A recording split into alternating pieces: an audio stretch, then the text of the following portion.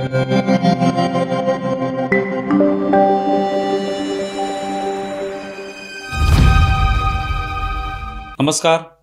News डंकामध्ये मी महेश विचारे आपल्या सगळ्यांचं मनपूर्वक स्वागत करतो. मित्रांनो, न्यूज डंकाचं यूट्यूब चॅनल आपण सबस्क्राईब केलं नसेल तर प्रथम ते सबस्क्राईब करा, ज्यामुळे आपल्याला आम्ही बनवत असलेले जे व्हिडिओ आहेत ते आपल्यापर्यंत पोहोचू शकतील. सध्या IPS अधिकारी विश्वास नांगरे पाटील हे चांगले चर्चेत आलेले आहेत. त्यांचा एक व्हिडिओ सध्या व्हायरल होतोय, ज्यामध्ये ते एका हिंदू संघटनांच्या कार्यक्रमामध्ये सहभागी झालेले आपल्याला पाहायला मिळतात.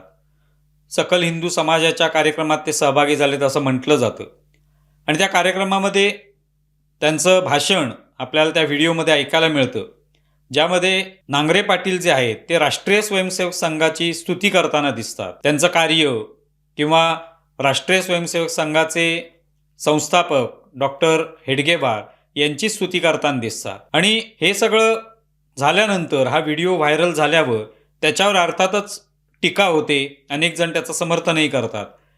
प्रामुख्याने काँग्रेससारख्या पक्षाकडून टीका होते आणि ते स्वाभाविकच आहे. काँग्रेस ही RSSची विरोधकच असल्यामुळे त्यांच्याकडून टीका अपेक्षित आहे. त्यामुळे त्यांच्यासाठी सुवर्ण संधी असते. अशा पद्धतीने एखादा विषय मिळाला की त्याच्यावर टीका करणं आणि त्याला अधिक प्रसिद्धी मिळवून देणं आणि आपण कसे RSSचे कट्टर विरोधक आहोत हे दाखवणं. त्यामुळे काँग्रेसकडून अशा पद्धतीची टीका ही स्वाभाविक म्हणायला पाहिजे. पण यावर राज ठाकरेंची टीका पाहायला मिळाली. राज ठाकरेंनी आपल्या एक हँडलवरून एक पोस्ट केली प्रदीर्घ अशी, आणि त्याच्यामध्ये विश्वास नांगरे पाटील यांच्यावर टीका केली, त्याचबरोबर सरकारवर पण टीका केली. विश्वास नांगरे पाटील यांच्यावर टीका करताना राज ठाकरे म्हणतात की एखादा पोलीस अधिकारी असेल, IPS दर्जाचा अधिकारी असेल, तर त्याने प्रामुख्याने हे सगळे प्रोटोकॉल पाळले पाहिजेत की त्याने कोणत्या कार्यक्रमात जायचं, कोणत्या कार्यक्रमामध्ये बोलायचं, यासाठी जे काही परवानगी आवश्यक असते ती घेणं आवश्यक असतं, असा त्यांचा अर्थ आहे. त्या पोस्टमधून तो अर्थ आपल्याला दिसून येतो आणि ते विश्वास नांगरे पाटलांना हा सवाल विचारतात. त्याचबरोबर ते असाही प्रश्न विचारतात की तुमची निष्ठा नेमकी कोणावर आहे. कारण एखादा पोलीस अधिकारी असेल तर त्याची निष्ठा ही आपल्या पदावर असली पाहिजे, आपल्या कामावर असली पाहिजे, आपण ज्या दलामध्ये काम करतोय त्याच्यावर असली पाहिजे. तर त्याऐवजी तुमची निष्ठा कुठेतरी राष्ट्रीय स्वयंसेवक संघावर आहे की काय, असा सवाल राज ठाकरे उपस्थित करतात. त्यामुळे या दुहेरी निष्ठा कशा काय तुम्ही पाळू शकता, दोन्ही निष्ठा एका पोलीस अधिकाऱ्याला शोभत नाहीत, अशा पद्धतीचा सवाल त्यांचा आहे. अशा पद्धतीचा एक प्रश्न त्यांच्या मनामध्ये आलेला आहे आणि ते तो विचारतात. त्याचबरोबर ते असं म्हणतात की जर एवढीच निष्ठा दाखवायची असेल तर तुमचं पद जे आहे ते सोडा, पोलीस दलामध्ये तुम्ही जी नोकरी करताय ती सोडा आणि तुम्ही भाजपामध्ये किंवा संघामध्ये दाखल व्हा, काही हरकत नाही. पण अशा पद्धतीने तुम्ही कशी काय स्तुती जी आहे ती करू शकता, ही स्तुती सुमनं तुम्ही कशी काय उधळू शकता एका अशा संघटनेच्या कार्यक्रमामध्ये. आणि भलेही तो संघटनेचा कार्यक्रम असला तरी त्यांची जी राजकीय विचारधारा आहे ती भाजपसोबत आहे, भाजपा त्याच विचारधारेवर चालतो. त्यामुळे एक प्रकारे त्याला अराजकीय म्हटलं तरी ती राजकीयच तो कार्यक्रम ठरतो किंवा ती भूमिका राजकीय ठरते. त्यामुळे अशा कार्यक्रमात तुम्ही कसं काय जाऊ शकता, असा राज ठाकरेंचा सवाल आहे. आता राज ठाकरेंनी जो मुद्दा उपस्थित केला की एखादा पोलीस अधिकारी अशा कार्यक्रमात सहभागी होऊ शकतो का, तर त्याविषयीचे कोणते प्रोटोकॉल आहेत, कोणते नियम आहेत हे माहिती नाही. अनेक ठिकाणी असं वाचनात आलं की अशा पोलीस अधिकाऱ्यांना जेव्हा कार्यक्रमात सहभागी व्हायचं असेल एखाद्या, तर त्या ठिकाणी त्याची परवानगी घ्यावी लागते, वरिष्ठांची परवानगी घ्यावी लागते, कदाचित गृहमंत्र्यांची परवानगी घ्यावी लागते. तर तशी परवानगी त्यांनी घेतलेली आहे की नाही माहिती नाही. ती घ्यावी अशी जर आवश्यकता असेल, गरज असेल तर ते घेणं आवश्यक आहे. पण त्यांनी ती घेतली आहे की नाही हे स्वतः नांगरे पाटीलच सांगू शकतात. पण हा मुद्दा जो आहे त्याच्यावर वाद होऊ शकतो की एखाद्याने परवानगी घेतली आहे की नाही किंवा घेणं आवश्यक आहे, त्याने प्रोटोकॉल पाळायला पाहिजे, राजशिष्टाचार जो आहे तो पाळला पाहिजे, हे आपण मान्य आहे त्याच्यामध्ये. पण केवळ राज ठाकरे यांचा तो मुद्दा नाही आहे. राज ठाकरेंचा राग जो आहे तो त्यांनी RSSवर स्तुतीसुमनं का उधळली, RSSबद्दल ते एवढं काय म्हणाले, RSSच्या कार्याबद्दल त्यांनी कौतुक का केलं, आणि एवढंच करायचं असेल तर तुम्ही पद सोडा आपलं किंवा ही खाकी वर्दी उतरवा आणि भाजपामध्ये सामील व्हा, संघामध्ये सामील व्हा, असा राग किंवा संताप त्यांनी व्यक्त केलेला आहे. तेव्हा मग प्रश्न मनात येतो की प्रोटोकॉलबद्दलचा मुद्दा असता आणि त्यावर जी काही टीका कोणी केली असती तर ती मान्य आहे. परवानगी न घेता बोललेले आहेत, एवढे मोठे वरच्या दर्जाचे अधिकारी असताना ते कार्यक्रमात प्रोटोकॉल न पाळता सहभागी झाले असतील तर त्यावर टीका होऊ शकते.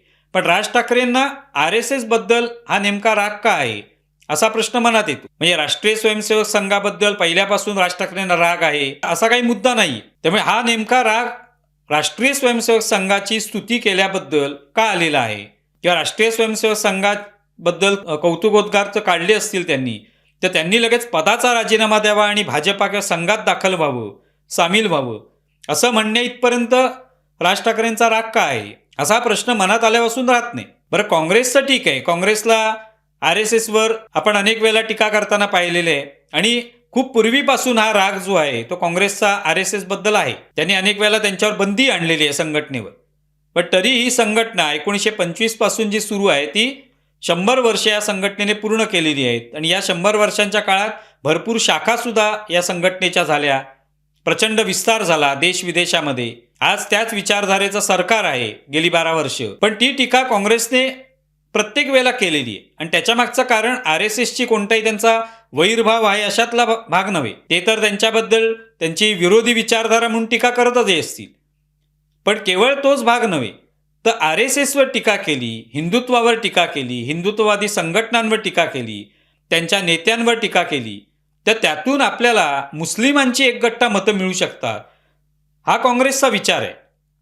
त्यामागची काँग्रेसची जी संकल्पना आहे ती आहे की RSSवर टीका करणं, हिंदुत्वावर टीका करणं म्हणजे काँग्रेसची जी वोट बँक आहे ती आपल्या बाजूने करणं.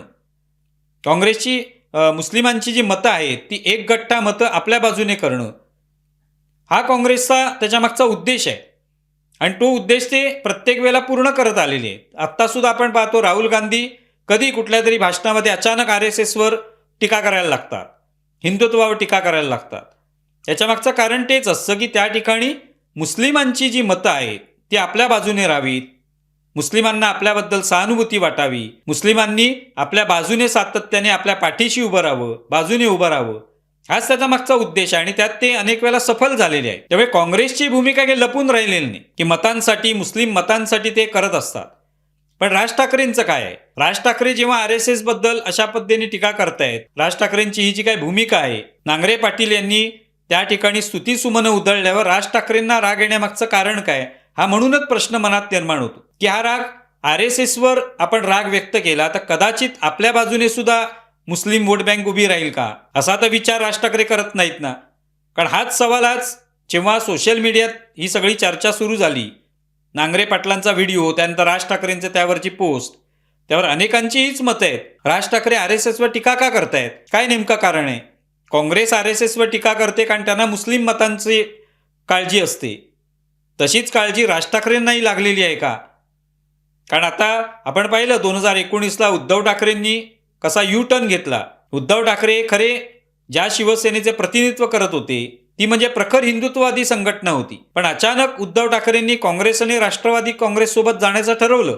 ते मुख्यमंत्री बनले आणि तेव्हापासून आपण पाहिलं की मुस्लिमांची त्यांच्याबद्दल प्रचंड सहानुभूती आहे. मी असायला हरकत नाही.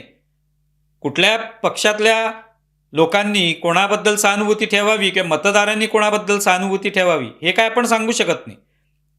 पण जो मुस्लिम वर्ग शिवसेनेच्या कट्टर विरोधात होता तो अचानक उद्धव ठाकरेंच्या बाजूने झाला हे निश्चितपणे आश्चर्याची गोष्ट होती. आणि मग त्या दृष्टीने जी काय पावलं पडली उद्धव ठाकरेंच्या पक्षाची किंवा त्यांच्या सरकारची महाविकास आघाडी ती साधारणपणे मुस्लिम लांगुल चालनासाठी होती हे वारंवार दिसत होतं. कुठेही मुस्लिमांच्या विरुद्ध कठोर अशी भूमिका तेव्हा घेतली गेली नाही आणि त्यामुळे तेव्हाच्या त्या 2019 पासून ज्या काही निवडणुका झाल्या त्याच्यामध्ये मुस्लिमांनी उद्धव ठाकरेंना साथ दिलेली आणि हे काय लपून राहिलेलं नाही. त्यामुळे उद्धव ठाकरेंनी हे केलं. पण तसंच राज ठाकरे सुद्धा करण्याचा प्रयत्न करतायत का असा मनामध्ये प्रश्न येतो. कारण काँग्रेसची भूमिका जी आहे ती मी मगाशी तुम्हाला सांगितली आणि काँग्रेसने आत्तापर्यंत आपण पाहिलं यापूर्वी झाकीर नाईक सारखा जो मुस्लिम प्रचारक आहे तो कशा पद्धतीने प्रचार करत होता, आतंकवादाचा त्या ठिकाणी समर्थन करत होता. झाकीर नाईक आज भारतात नाही, तो पळून गेला भारतातून. पण त्यावेळेला काँग्रेसचे नेते दिग्विजय सिंग वगैरे याच झाकीर नाईकची स्तुती करायचे, कौतुक करायचे आणि त्याच्यामागचं कारण तेच होतं की मुस्लिमांची मतं आपल्याला मिळावी. हाच झाकीर नाईक तेव्हा कुठल्या तरी एका कार्यक्रमामध्ये पोलिसांना मार्गदर्शन करत होता आपल्या या धार्मिक विचाराच्या माध्यमातून. तर त्यावेळेला काँग्रेसचं हे समर्थन झाकीर नाईकला यासाठीच होतं की मुस्लिमांची मतं आपल्याला मिळावी. पण राज ठाकरेंची तशी काही अडचण नाही. निदान असं कुठलंही वक्तव्य त्यांचं झालेलं नाही आहे किंवा अशा पद्धतीने कुठेही त्यांची भूमिका राहिलेली नाही. पण अचानक हे RSSच्या विरुद्ध ते का बोलायला लागले हा प्रश्न निर्माण होतो. आणि तो प्रश्न यासाठी पण विचारावा असं वाटतो की मध्यंतरी आपण पाहिलं अनेक वेळेला राज ठाकरेंची जी प्रतिमा आहे ती हिंदू जननायक म्हणून करण्यात येते मनसेकडून. अनेक ठिकाणी तसे फोटो प्रसिद्ध होतात. भगवी शाल घेतलेले राज ठाकरे आपल्याला पाहायला मिळतात आणि हिंदू जननायक असं त्यांना उपाधी दिल्याचं अनेक ठिकाणी बॅनर लागलेले दिसतात. मग प्रश्न येतो की जर ते हिंदू जननायक असतील, हिंदूंचे समर्थक असतील, हिंदुत्वाचे समर्थक असतील, तर मग ते नेमके RSSवर टीका का करतायत? हिंदूंच्या एखाद्या कार्यक्रमामध्ये जर नांगरे पाटील गेले असतील तर त्यांच्यावर टीका का करतायत हा प्रश्न निर्माण होतो. मग असं वाटायला लागतं की खरोखर उद्धव ठाकरेंच्याच पावलावर पाऊल टाकत राज ठाकरे सुद्धा मुस्लिमांची मतं आपल्याला मिळतील यासाठी प्रयत्न करतायत का? असा जो सोशल मीडियात सुद्धा चर्चेचा मुद्दा बनलेला आहे तसं काय आहे का? त्यातून कदाचित आपल्याला बरे दिवस येतील का असा तर त्यांच्या मनामध्ये विचार येत नाही ना. असा मग स्वाभाविक प्रश्न मनामध्ये निर्माण होतो. तुम्हाला या संदर्भात काय वाटतंय जरूर कळवा. आमचा व्हिडिओ जास्तीत जास्त लाईक करा, शेअर करा आणि आमचं YouTube चॅनल सबस्क्राईब करा. धन्यवाद.